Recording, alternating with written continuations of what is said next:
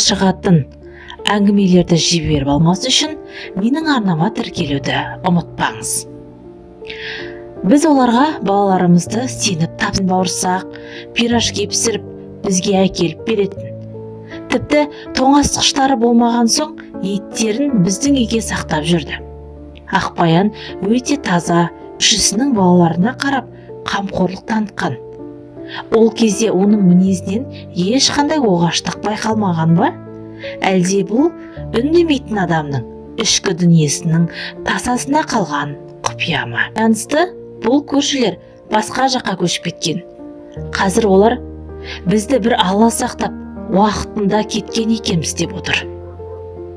Қазір ойлап отырсақ, үндемейтін жуас адамнан қорқу керек деген сөздің жаны бар екен-ау.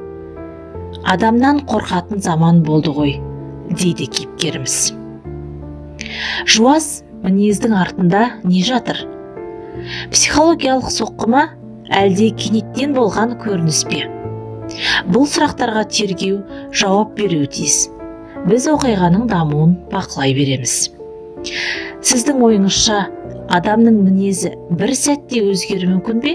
Әлде мұндай әрекетке итермелейтін жасырын себептер бар ма?